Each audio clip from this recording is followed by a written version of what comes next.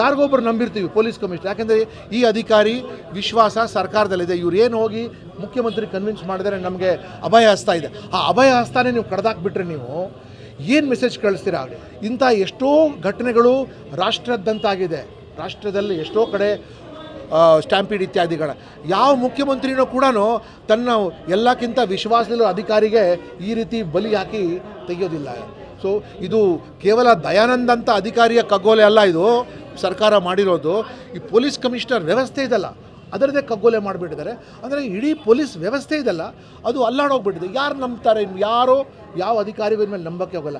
ಬಿಡಪ್ಪ ಅವ್ರಿಗೆ ಸಸ್ಪೆಂಡ್ ಮಾಡ್ದಾನೆ ನಮಗೇನು ಬಿಡ್ತಾರಂತ ಇದುವರೆಗೂ ಹೇಳ್ತಾ ಇದ್ದೀನಿ ರೀ. ಎಷ್ಟು ಸರ್ತಿ ಹೇಳಿದ್ದೀನಿ, your chief minister, your deputy chief minister and home minister, ಈ 3 ಜನ ಬಿಟ್ಟರೆ ಇನ್ನು ಯಾರೂ ಅಪರಾಧಿನೇ ಇಲ್ಲ. They are the it is criminal negligence. Home minister ಇಷ್ಟು ದೊಡ್ಡ ಇಲಾಖೆ ನಡೆಸ್ತಾರೆ, ಅವ್ರಿಗೆ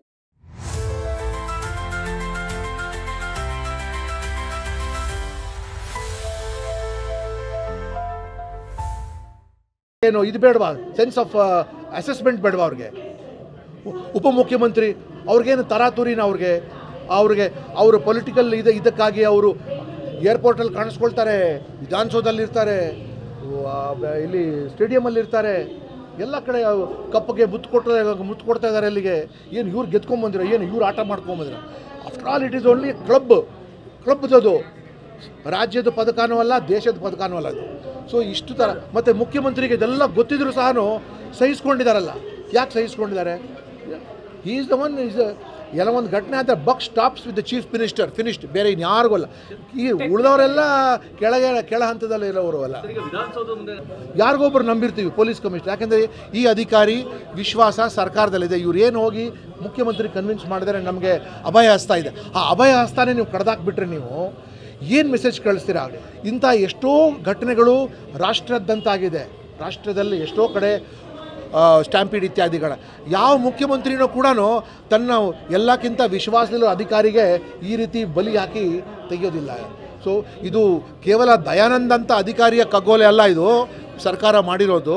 ಈ ಪೊಲೀಸ್ ಕಮಿಷನರ್ ವ್ಯವಸ್ಥೆ ಇದಲ್ಲ ಅದರದ್ದೇ ಕಗ್ಗೋಲೆ ಮಾಡಿಬಿಟ್ಟಿದ್ದಾರೆ.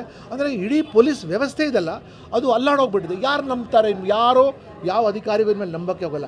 ಬಿಡಪ್ಪ ಅವ್ರಿಗೆ ಸಸ್ಪೆಂಡ್ ಮಾಡ್ದಾನೆ ನಮಗೇನು ಬಿಡ್ತಾರಂತ ಇದುವರೆಗೂ ಹೇಳ್ತಾ ಇದ್ದೀನಿ ರೀ. ಎಷ್ಟು ಸರ್ತಿ ಹೇಳಿದ್ದೀನಿ, your chief minister, your deputy chief minister and home minister, ಈ 3 ಜನ ಬಿಟ್ಟರೆ ಇನ್ನು ಯಾರೂ ಅಪರಾಧಿನೇ ಇಲ್ಲ. They are the it is criminal negligence. Home minister ಇಷ್ಟು ದೊಡ್ಡ ಇಲಾಖೆ ನಡೆಸ್ತಾರೆ, ಅವ್ರಿಗೇನು ಇದು ಬೇಡವಾ? ಸೆನ್ಸ್ ಆಫ್ ಅಸೆಸ್ಮೆಂಟ್ ಬೇಡವಾ ಅವ್ರಿಗೆ? ಉಪಮುಖ್ಯಮಂತ್ರಿ ಅವ್ರಿಗೇನು ತರಾತುರಿನ ಅವ್ರಿಗೆ ಅವರು ಪೊಲಿಟಿಕಲ್ ಇದಕ್ಕಾಗಿ ಅವರು ಏರ್ಪೋರ್ಟಲ್ಲಿ ಕಾಣಿಸ್ಕೊಳ್ತಾರೆ, ವಿಧಾನಸೌಧದಲ್ಲಿರ್ತಾರೆ, ಇಲ್ಲಿ ಸ್ಟೇಡಿಯಮಲ್ಲಿರ್ತಾರೆ, ಎಲ್ಲ ಕಡೆ ಕಪ್ಪಗೆ ಮುತ್ತು ಕೊಡ್ತಾ ಇದ್ದಾರೆ. ಅಲ್ಲಿಗೆ ಏನು ಇವ್ರು ಗೆದ್ಕೊಂಬಂದಿರೋ, ಏನು ಇವ್ರು ಆಟ ಮಾಡ್ಕೊಂಬಂದಿರೋ? After all it is only ಕ್ಲಬ್ದದು, ರಾಜ್ಯದ ಪದಕನೂ ಅಲ್ಲ, ದೇಶದ ಪದಕನೂ ಅಲ್ಲ ಅದು. ಸೊ ಇಷ್ಟು ಥರ ಮತ್ತು ಮುಖ್ಯಮಂತ್ರಿಗೆ ಇದೆಲ್ಲ ಗೊತ್ತಿದ್ರು ಸಹ ಸಹಿಸ್ಕೊಂಡಿದ್ದಾರಲ್ಲ. ಯಾಕೆ ಸಹಿಸ್ಕೊಂಡಿದ್ದಾರೆ? ಹೀ ಈಸ್ ದ ಒನ್ ಎಲ್ಲ ಒಂದು ಘಟನೆ ಆದರೆ buck stops with the chief minister, finished. ಬೇರೆ ಇನ್ಯಾರಿಗೂ ಅಲ್ಲ.